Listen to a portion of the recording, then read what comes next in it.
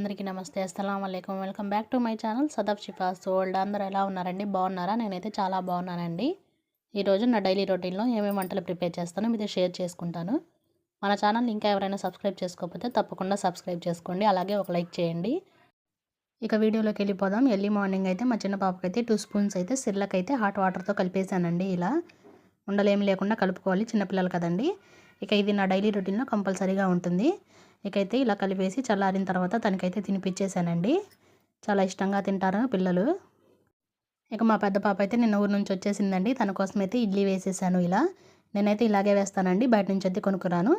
ఇలా అయితే ఇడ్లీ వేసేసి తనకైతే స్టవ్ మీద పెట్టేశాను. ఇక ఇంతలోకి పప్పు అయితే ప్రిపేర్ చేద్దామని చెప్పేసి ఒక కప్ అయితే కందిపప్పు కడిగేశాను. అలాగే దోసకాయలు, టమాటాలు, పచ్చిమిర్చి, అలాగే చింతపండు కూడా వేసుకున్నానండి. దోసకాయ టమాటా కూర చేస్తే మాత్రం తినరు, కానీ పప్పులో వేస్తే మాత్రం కంపల్సరీగా తింటారు.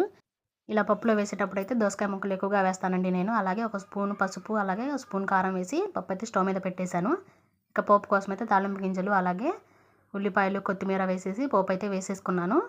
ఇకైతే పప్పు అయితే రెడీ అయిపోయిందండి. ఇకైతే ఇడ్లీ కూడా ఉడికిపోయింది, చూసేయండి. ఇంట్లోనే ప్రిపేర్ చేసి పెడితే పిల్లలకి చాలా హెల్దీ అండి.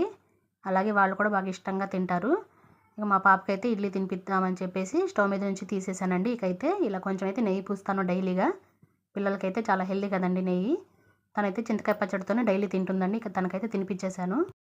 ఇక నా కోసం అయితే దోశలు వేసుకుందామని ప్యాన్ హీట్ అయిన తర్వాత ఆయిల్ అయితే పూసేసుకొని దోశలు అయితే వేసుకున్నానండి.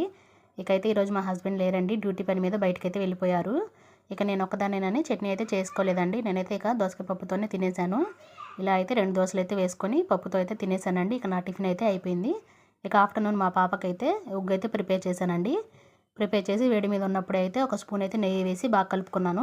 ఇలా వేడిగా ఉన్నప్పుడే నెయ్యి వేసి కలుపుకోవాలండి. చల్లారిన తర్వాత అయితే కలవదు నెయ్యి అనేది. ఇక ఆఫ్టర్నూన్ నా లంచ్ ప్లేట్ అయితే ఇదండి. మా పాపకైతే తినిపించేశాను. ఇకైతే ఈవినింగ్ అయితే మా చిన్న పాప కోసం అయితే జావ అయితే ప్రిపేర్ చేస్తున్నానండి. ఒక చిన్న గ్లాస్ వాటర్ తీసుకున్నాను. అలాగే ఒక స్పూన్ అయితే పటిక బెల్లం పౌడర్ తీసుకున్నానండి. 2 స్పూన్లు అయితే రాగి పిండి వేసుకొని ఇలా అయితే ఉండలేమి లేకుండా బాగా కలిపేసుకున్నానండి. ఇకైతే పటిక బెల్లం కరిగిన తర్వాత వేసుకొని బాగా కలుపుకోవాలండి. ఉండలేమి ఉండకూడదు. కన్సిస్టెన్సీ అనేది ఈ విధంగా ఉండాలి. అప్పుడే పిల్లలు బాగా ఇష్టంగా తింటారు. కొంచెం గట్టి పడిద్దండి చల్లారిన తర్వాత. పిల్లలు అయితే బాగా ఇష్టంగా తింటారు. మీరు కూడా ఒకసారి ట్రై చేయండి. ఇక అలాగే మా పెద్ద పాప కోసం అయితే ఇలా అయితే ఫ్రూట్స్ అయితే ఇచ్చేసానండి. తనైతే ఇష్టంగా తింటుంది. నా వీడియోస్ నచ్చితే లైక్ చేయండి. బాయ్.